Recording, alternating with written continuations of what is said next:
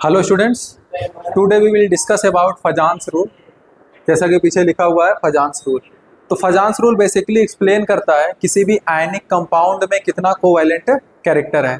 फजान्स rule tell us about the covalent character in ionic compound. क्योंकि कोई भी compound हो, चाहे वो आयनिक हो या कोई कोवैलेंट हो, ना तो कोई परफेक्टली आयनिक हो सकता है ना तो परफेक्टली कोवैलेंट हो सकता है। जैसे ये हमें फजान्स रूल हेल्प करेगा कि हम डिस्टिंग्विश कर सकते हैं किसके अंदर कितना कौन सा ज़्यादा आयनिक है, कौन कितना कोवैलेंट कैरेक्टर शो करेगा। फॉर एग्जांपल अगर हम कंसीडर करें, जैसे हमारे पास एक एग्जांपल हो जाए, एक एग्जांपल हम ले लेते हैं AgCl और एक ले लेते हैं AgBr। क्योंकि दोनों हमारे पास ये आयनिक कंपाउंड्स हैं, अब लेकिन इसमें कोवैलेंट कैरेक्टर और आयनिक कैरेक्टर का डिफरेंस होता है। अब यही चीज़ हमें डिफ्रेंशिएट और इसी को पता करना हमें फजान्स रूल सिखाता है। क्योंकि ये हमें एग्जैक्ट ये नहीं बताएगा कि कितने परसेंट में आयनिक कैरेक्टर है और कितने परसेंट में कोवैलेंट कैरेक्टर है। हमें ये बता देगा कि किसमें ज़्यादा आयनिक है और किसमें कम आयनिक कैरेक्टर है। इसके लिए कुछ रूल्स होते हैं, कैसे हम पता करते हैं। हमें ये बेसिकली देखना होता है कि किस आयंस के ऊपर क्या चार्ज है, यानी कैटायन का चार्ज देखेंगे, एनायन का चार्ज देखेंगे। इसी तरीके से हम आगे भी चीजें समझेंगे। तो हम पहले इसका कुछ रूल्स समझ लेते हैं, क्या क्या रूल्स होते हैं।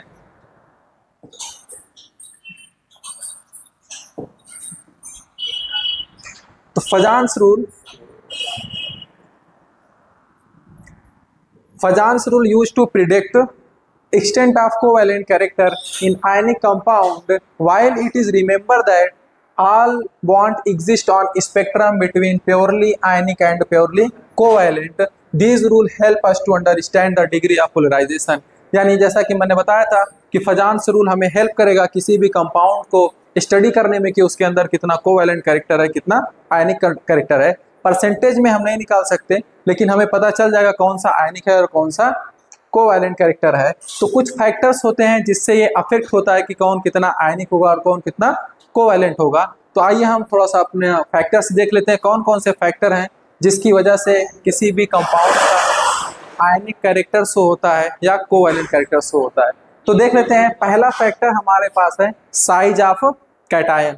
साइज ऑफ कैटायन यानी जितना साइज कैटायन का छोटा होगा उसके अंदर पोलराइजिंग पावर उतनी ज़्यादा होगी, और जब पोलराइजिंग पावर ज़्यादा होगी तो कंपाउंड पोलराइज ज़्यादा होगा, जिसमें जो ज़्यादा कंपाउंड पोलराइज होगा उसके अंदर कोवैलेंट कैरेक्टर भी उतना ज़्यादा होगा। जैसे बेसिकली होगा क्या कि हमारे पास एक कैटायन होता है C पॉजिटिव और एक एनायन होता है, ठीक है। एक एनायन है और एक हमारे पास कैटायन है। एनायन है तो इसके सराउंडिंग में इलेक्ट्रॉन होगा, जैसा कि आप लोग जानते हैं ये इलेक्ट्रॉन क्लाउड्स होते हैं, ये इलेक्ट्रॉन क्लाउड्स हैं। अब ये पॉजिटिव चार्ज की तरफ अट्रैक्ट होंगे, तो पॉजिटिव चार्ज की तरफ अट्रैक्ट होंगे तो ये अपना इस तरफ इसको अट्रैक्ट करेगा। अब अगर कैटायन का साइज छोटा होगा तो इसकी चार्ज डेंसिटी ज़्यादा होगी, अगर चार्ज डेंसिटी ज़्यादा होगी तो ये इलेक्ट्रॉन को ज़्यादा अट्रैक्ट करेगा, तो इसका इलेक्ट्रॉन क्लाउड जो है थोड़ा सा शिफ्ट हो जाएगा कैटायन की तरफ, और जो इसका स्फेरिकल स्ट्रक्चर है थोड़ा सा डिफरेंस हो जाएगा, वो कुछ बन जाएगा इस तरीके से। मैं नीचे बना देता हूँ, ये कैटायन हो गया पॉजिटिव, ये हमारे पास कैटायन है, और जो इसका साइज होगा ये थोड़ा सा इसकी तरफ स्लाइटली शिफ्ट हो जाएगा, यानी ये इलेक्ट्रॉन क्लाउड इधर ज़्यादा हो जाएंगे और इधर इलेक्ट्रॉन क्लाउड कम हो जाएंगे। यानी क्या हुआ कि इलेक्ट्रॉन इस तरफ शिफ्ट हुए, यानी कोवैलेंट कैरेक्टर आ गया, यानी इलेक्ट्रॉन अब शेयर होने लगे। इलेक्ट्रॉन क्या हो गए, शेयर होने लगे। इसी को बताता है फजान्स रूल। अब हम एक बार रूल्स पढ़ लेते हैं। Size of cation, a smaller cation has higher charge, this make more effective to cause higher polarization. यानी जितना साइज कैटायन का छोटा होगा वो उतना ज़्यादा पोलराइजेशन क्रिएट करेगा। अब जिसका जितना ज़्यादा पोलराइजेशन होगा वो उतना ज़्यादा कोवैलेंट कैरेक्टर जनरेट करेगा। दूसरा देख लेते हैं, चार्ज ऑन आयन, यानी आयन पे चार्ज क्या होना चाहिए। हमारे पास दो आयन्स होते हैं, एक कैटायन होगा और एक एनायन होगा। तो हम बेसिकली देखेंगे कि जो कोवैलेंट कैरेक्टर का इफेक्ट है, दोनों आयन्स की चार्ज जितना ज़्यादा उस पर चार्ज होगा वो उतना ज़्यादा पोलराइजेशन क्रिएट करेगा, और जब जितना ज़्यादा पोलराइजेशन होगा उसकी वो उतना ज़्यादा कोवैलेंट कैरेक्टर शो करेगा। जैसे a greater charge on either cation और anion leads to the strong electrostatic force causing more polarization and the and this greater covalent character in the bond. यानी किसी भी कंपाउंड में यानी कैटायन के ऊपर चार्ज अगर ज्यादा हुआ तो वो ज्यादा कोवैलेंट कैरेक्टर शो करेगा, अगर कैटायन के ऊपर चार्ज कम हुआ तो वो कम कोवैलेंट कैरेक्टर शो करेगा। अगर मैं एग्जांपल के लिए एक एग्जांपल मैं कंसीडर करता हूं, जैसे अगर हमारे पास है, सॉरी एग्जांपल में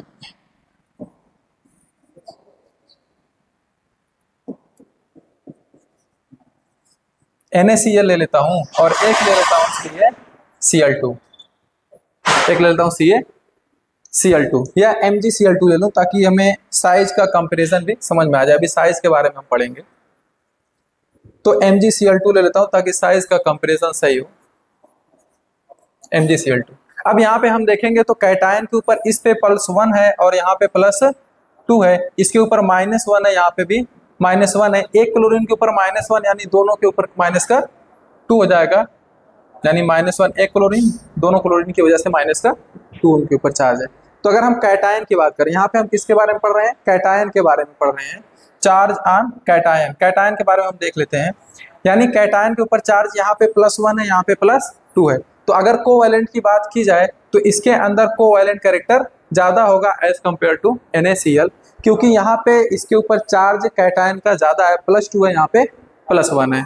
तो पहली चीज हम समझ चुके हैं। पहला हमने साइज ऑफ कैटायन देखा, साइज जितना छोटा रहेगा उसकी पोलराइजिंग पावर उतनी ज्यादा होगी। और दूसरी चीज हमने देखा, चार्ज जितना ज्यादा होगा कैटायन पे उसकी पोलराइजिंग पावर भी ज्यादा होगी। अगर पोलराइजिंग पावर ज्यादा हुई तो कोवैलेंट कैरेक्टर ज्यादा होगा। तो एक फैक्टर हमें समझ में आ गया। दूसरा देख लेते हैं, OR anion leads to the, अगर एनायन के ऊपर भी चार्ज ज्यादा हुआ, ठीक है, एनायन के ऊपर भी चार्ज ज्यादा हुआ तो भी पोलराइजिंग पावर उसकी ज्यादा होगी। चाहे वो कैटायन की बात की जाए चाहे एनायन की बात की जाए, चार्ज डेंसिटी किसी के ऊपर भी ज्यादा होगी तो वो पोलराइजिंग पावर, उसकी पोलराइजिंग पावर बढ़ जाएगी। अगर पोलराइजिंग पावर बढ़ेगी तो वो ज्यादा पोलराइजेशन काज करेगा और कोवैलेंट कैरेक्टर को इंक्रीज कर देगा। हमारे पास एक दो फैक्टर्स और हैं जो अफेक्ट करते हैं, उसको हम देख लेते हैं।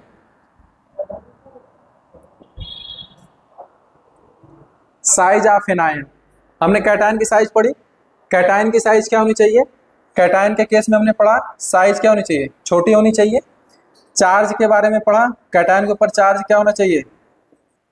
ज्यादा होना चाहिए। चार्ज ज्यादा होनी चाहिए, साइज कम होनी चाहिए। अब एनायन के बारे में पढ़ लें, तो a large anion holds it's outer electron, यानी एनायन के केस में एनायन की साइज जितनी ज्यादा बड़ी होगी वो उतना ज्यादा कोवैलेंट कैरेक्टर शो करेगा। रीजन क्या होगा कि अगर साइज बड़ी है, मान लेते हैं एक साइज ये है एनायन की और एक साइज ये है, दोनों का डिफरेंस समझो। यहाँ पे जो इलेक्ट्रॉन क्लाउड है, सारे इलेक्ट्रॉन न्यूक्लियस से हमारे क्या होंगे? अट्रैक्टेड होंगे। सारे इलेक्ट्रॉन न्यूक्लियस से अट्रैक्टेड होते हैं। अब जितने इलेक्ट्रॉन हैं न्यूक्लियस से अट्रैक्टेड हैं, यहाँ पे भी इलेक्ट्रॉन जो होगा वो बेसिकली न्यूक्लियस से ही अट्रैक्टेड होगा। न्यूक्लियस यानी पॉजिटिव चार्ज है, वो अट्रैक्ट करेंगे इलेक्ट्रॉन्स को। अब जब डिस्टेंस बढ़ेगी, यानी न्यूक्लियस से आउटर इलेक्ट्रॉन की डिस्टेंस बढ़ेगी तो इनके बीच अट्रैक्शन डिक्रीज होगा। जब अट्रैक्शन डिक्रीज होगा तो वो आसानी से कैटायन की तरफ शिफ्ट हो जाएंगे, वो आसानी से कैटायन की तरफ शिफ्ट हो जाएंगे। लेकिन यहाँ पे इनके न्यूक्लियस और इलेक्ट्रॉन के बीच का फोर्स ऑफ अट्रैक्शन स्ट्रांग होगा तो ये आसानी से न्यूक्लियस की तरफ शिफ्ट नहीं होंगे। तो यानी साइज अगर एनायन का बड़ा होगा तो कोवैलेंट कैरेक्टर ज्यादा होगा। कैटायन के बारे में हमने क्या पढ़ा? साइज छोटी होनी चाहिए। कैटायन की साइज छोटी होनी चाहिए, एनायन की साइज क्या होनी चाहिए? बड़ी होनी चाहिए। एनायन की साइज क्या होनी चाहिए? बड़ी होनी चाहिए। तो हमने बेसिकली कितने फैक्टर्स पढ़ लिए? फैक्टर्स के बारे में अगर हम बात करें तो पहला फैक्टर हमने पढ़ा साइज ऑफ कैटायन। कैटायन की साइज छोटी होनी चाहिए। चार्ज ऑन कैटायन, चार्ज ज्यादा होनी चाहिए, चाहे वो कैटायन हो चाहे एनायन हो। यानी जितने ज्यादा इलेक्ट्रॉन डेंसिटी उस पर बढ़ेगी उतना पोलराइजिंग पावर बढ़ेगा उसका। उसके बाद हमने पढ़ा साइज ऑफ एनायन, यानी एनायन की साइज का क्या इफेक्ट पड़ता है। तो कैटायन की साइज छोटी होनी चाहिए लेकिन एनायन की साइज क्या होनी चाहिए? बड़ी होनी चाहिए पोलराइजिंग के लिए। जितना ज्यादा पोलराइजिंग पावर होगा उतना ज्यादा कोवैलेंट कैरेक्टर बढ़ेगा। एक लास्ट है जो सबसे डिफिकल्ट होता है समझने के लिए कि इलेक्ट्रॉनिक कॉन्फ़िगरेशन का क्या इफेक्ट पड़ सकता है हमारे कोवैलेंट कैरेक्टर पे। तो एक हमारे पास इलेक्ट्रॉनिक कॉन्फ़िगरेशन होता है स्यूडो नोबल इलेक्ट्रॉनिक कॉन्फ़िगरेशन, यानी एक नोबल गैस के इलेक्ट्रॉनिक कॉन्फ़िगरेशन को फॉलो करता है। इनका एक्सेप्शनली सबसे ज़्यादा कोवैलेंट कैरेक्टर शो करेगा as compare to other cations, यानी कोई ऐसा ऐसा मेटल जिसका इलेक्ट्रॉनिक कॉन्फ़िगरेशन कैसा हो, इनर्ट गैस की तरह हो जाए, वो एक्सेप्शनली ज़्यादा कोवैलेंट कैरेक्टर क्रिएट करेंगे, जनरेट करेंगे बॉन्ड्स के बीच में other comparison to other cations. हम एग्जांपल समझ लेते हैं पहले, स्यूडो नोबल गैस कॉन्फ़िगरेशन होता क्या है। आइए हम दूसरी स्लाइड पे समझ लेते हैं। देखें, pseudo noble gas electronic configuration समझ लेते हैं क्या है ये।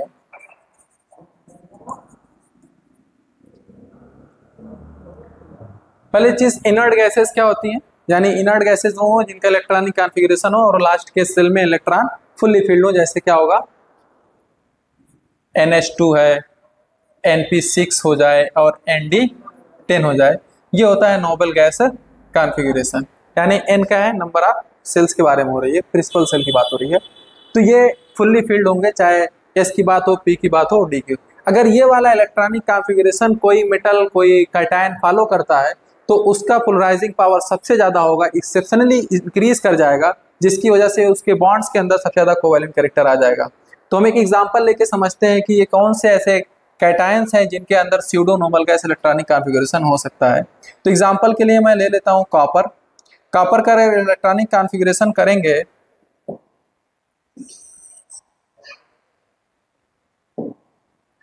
तो आर्गन ले लिए, एटॉमिक नंबर होता है 29, कॉपर का एटॉमिक नंबर 29 होता है। अब हम इसका अगर इलेक्ट्रॉनिक कॉन्फ़िगरेशन करेंगे तो 4s1 और 3d10 होता है। अब आर्गन लिख दिए, इसका मतलब कि इसके पहले के जितने भी इलेक्ट्रॉन हैं वो आर्गन के इलेक्ट्रॉनिक कॉन्फ़िगरेशन को फॉलो कर रहे हैं, यानी इनर्ट गैस फॉलो कर रहे हैं। ये आर्गन क्या है, इनर्ट गैस है। तो अब अगर हम कॉपर की बात करें तो कॉपर अगर +1 में है, कॉपर +1 में है, तो यानी S से एक इलेक्ट्रॉन निकल जाएगा और इसका इलेक्ट्रॉनिक कॉन्फ़िगरेशन क्या बन जाएगा, आर्गन 3d10। 3d10 हमने यहाँ पे लिखा है, अगर 3d10 आ जाए लास्ट में, n का मतलब क्या है, यहाँ पे 3 है, d10 आ गया। अब ये क्या हो गया, pseudo noble gas electronic configuration. अगर हम पूरा इलेक्ट्रॉनिक कॉन्फ़िगरेशन लिख के भी अगर एक बार हम देख लेते हैं, 29 एटॉमिक नंबर है, एक बार मैं लिख लेता हूँ 1s 2s 2p 3s 3p 4s और 3d। हम इलेक्ट्रॉन फिल करना स्टार्ट कर लेते हैं, 2 4 6 10 2 12 18।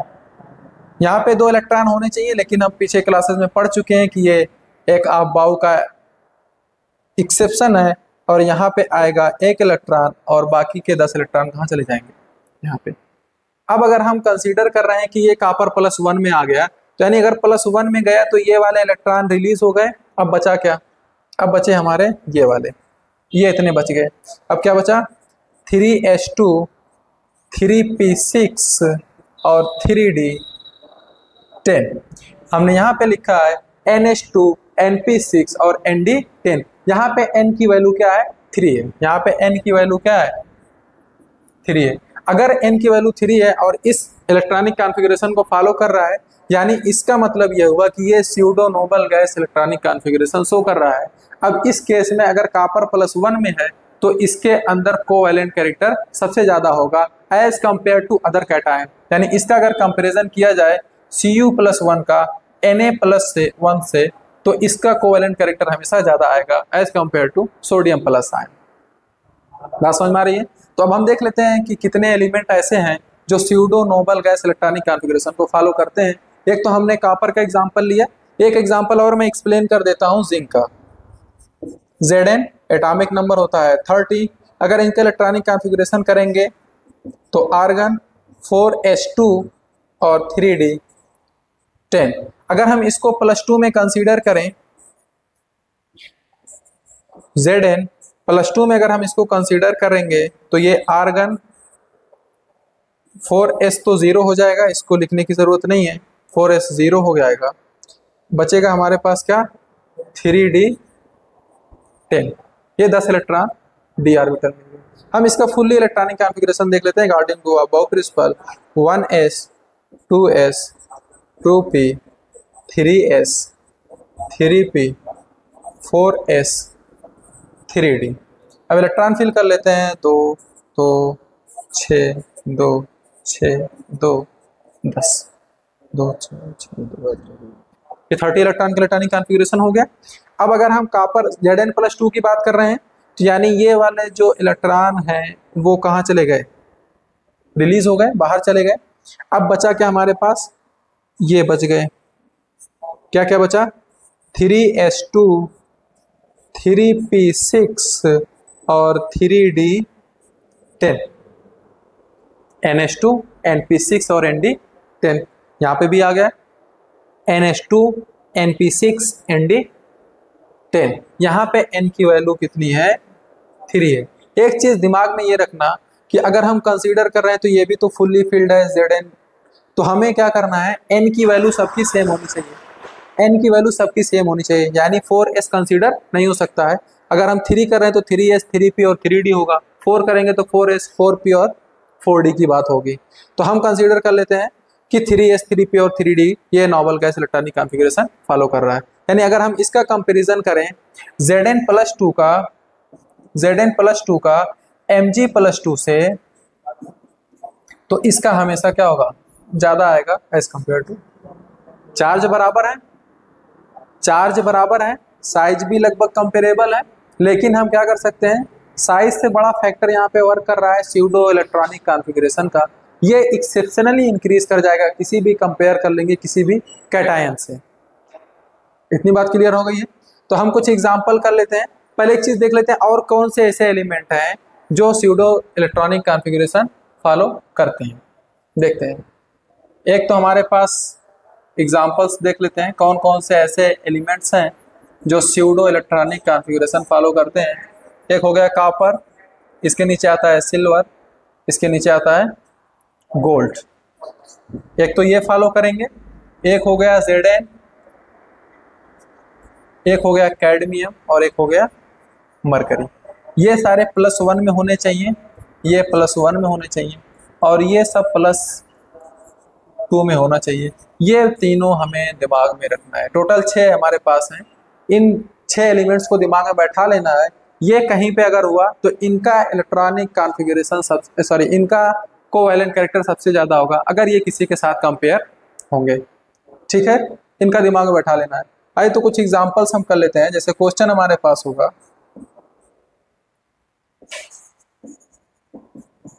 Which compound have greater ionic character. अब हमें 2 एग्जांपल दिया गया है और हमें पूछना है किसमें आयनिक कैरेक्टर ज़्यादा होगा। एक हमारे पास है MgCl2 और दूसरा हमारे पास है ZnCl2। अब आपको वीडियो स्टॉप करके इसको सॉल्व करना है किसमें ज़्यादा होगा। अब मैं बता देता हूँ, पहले आपको सॉल्व करना है फिर देख लेना है कौन सा सही आ रहा है। यहाँ पे अगर हम कैटायन की बात करें तो मैग्नीशियम +2 में है, एनायन तो सेम है, एनायन सेम है, उसका कंपैरिजन नहीं होगा। हमें अगर किसी भी कंपाउंड को कंपेयर करना है तो वहाँ पे जो चीज़ डिफरेंट है उसी का कंपैरिजन करेंगे, सेम चीज़ का कंपैरिजन नहीं करेंगे। तो एनायन तो सेम है। अब देखेंगे हम कैटायन के पास, ये Zn+2 में है, तो इन दोनों में से, दोनों कंपाउंड में से किसके अंदर आयनिक कैरेक्टर ज़्यादा होगा, यानी जिसके अंदर कोवैलेंट कैरेक्टर कम होगा उसके अंदर आयनिक कैरेक्टर ज़्यादा होगा। क्योंकि ये Zn+2 यहाँ पे है और ये फॉलो करता है pseudo noble gas electronic configuration, pseudo noble gas electronic configuration, यानी ये एक्सेप्शनली कोवैलेंट कैरेक्टर को इंक्रीज करेगा, कोवैलेंट कैरेक्टर को इंक्रीज करेगा। तो अगर कोवैलेंट कैरेक्टर इसमें ज़्यादा होगा तो आयनिक कैरेक्टर इसमें ज़्यादा होगा। ठीक, अब यहाँ पे दूसरा क्वेश्चन भी पूछ सकता था कि ग्रेटर आयनिक कैरेक्टर के बजाय पूछ सकता था कि किसमें कोवैलेंट कैरेक्टर ज़्यादा होगा। अगर कोवैलेंट कैरेक्टर की बात होगी तो किसकी ज़्यादा होगी, MgCl2 में, और ZnCl2 में कोवैलेंट कैरेक्टर किसका ज़्यादा होगा, ZnCl2 का, ZnCl2 का। अब यहाँ पे इसी क्वेश्चन को थोड़ा सा चेंज करके ये भी पूछ सकता था कि इन दोनों में से मेल्टिंग पॉइंट किसका ज्यादा होगा, मेल्टिंग पॉइंट किसका ज्यादा होगा, यानी जिसका आयनिक कैरेक्टर ज्यादा होगा उसका मेल्टिंग पॉइंट भी ज्यादा होगा, क्योंकि आयनिक कैरेक्टर का मेल्टिंग और बॉइलिंग पॉइंट ज्यादा होता है। तो आयनिक कैरेक्टर किसका ज्यादा है, MgCl2 का। ये हो जाएगा मेल्टिंग और बॉइलिंग पॉइंट का केस। अब यहाँ पे एक चीज और पूछ सकता था कि इन दोनों में से कौन ज्यादा सॉल्युबल होगा, इन दोनों में से कौन ज्यादा सॉल्युबल होगा। तो सॉल्युबिलिटी जो है हमारी, सॉल्युबिलिटी जो हमारी होती है, सॉल्युबिलिटी आयनिक कंपाउंड्स की ज्यादा होती है। तो जिसके अंदर आयनिक कैरेक्टर ज्यादा होगा उसकी सॉल्युबिलिटी भी क्या होगी, ज्यादा होगी। तो आयनिक कैरेक्टर किसका ज्यादा होगा, MgCl2 की, वो MgCl2 ज्यादा सॉल्युबल होगा एज कंपेयर टू ZnCl2। तो इतनी बात समझ में आई। एक दो एग्जांपल मैं और लेके करा देता हूं। जैसे क्वेश्चन हमारे पास है,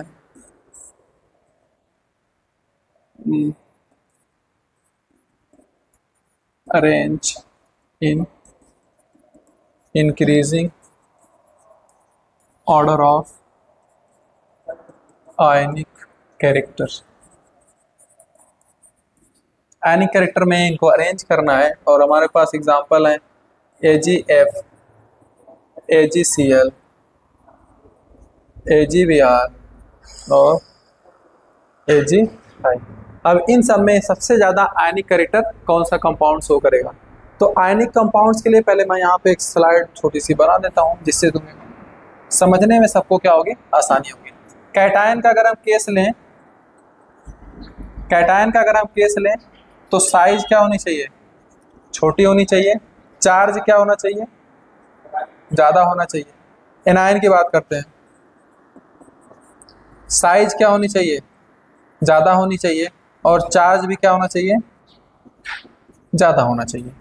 ठीक, अगर ऐसा केस है तो कोवैलेंट कैरेक्टर ज्यादा होगा, कोवैलेंट कैरेक्टर ज्यादा होगा। एक तो हमारे पास स्यूडो नोबल गैस वाला है, स्यूडो नोबल गैस, ये एक्सेप्शनली सबसे ज्यादा कोवैलेंट कैरेक्टर शो करेगा। तो हम इसको छोड़ के बाकी देख लेते हैं, क्योंकि यहाँ पे स्यूडो नोबल गैस का कोई एग्जांपल नहीं है। तो हम देख लेते हैं यहाँ पे कैटायन क्या है, Ag पॉजिटिव, और एनायन क्या है, F निगेटिव। यानी हर जगह पे अगर हम कंपेयर करें तो कैटायन सबका सेम है, तो कैटायन को कंपेयर करने की जरूरत नहीं है। तो हम एनायन ले लेते हैं, एनायन को लेके हम कंपेयर करते हैं, F minus, Cl minus, Br minus और I माइनस। अब इन सब में हम यहाँ पे देख लेते हैं, एनायन की साइज ज्यादा, कोवैलेंट कैरेक्टर ज्यादा। अगर साइज ज्यादा होगी तो कोवैलेंट कैरेक्टर क्या होगा, बढ़ेगा। यहाँ पे साइज कम होगी तो कोवैलेंट कैरेक्टर बढ़ेगा। तो सबसे ज्यादा साइज किसकी है, इसकी। तो हम इसके कंपेयर कर लेंगे, सबसे ज्यादा इसकी होगी, फिर ये, फिर यानी सबसे ज्यादा आयनिक कौन हो गया, Agi, और सबसे कम कौन हो गया, AgF।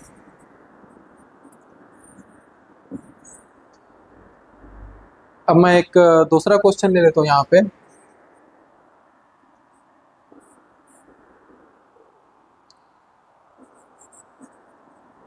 SnCl2 is solid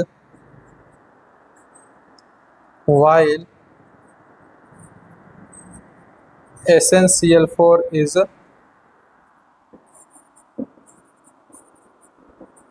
liquid।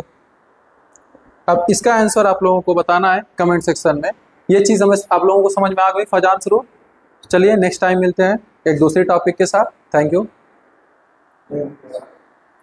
जय हिंद, जय भारत।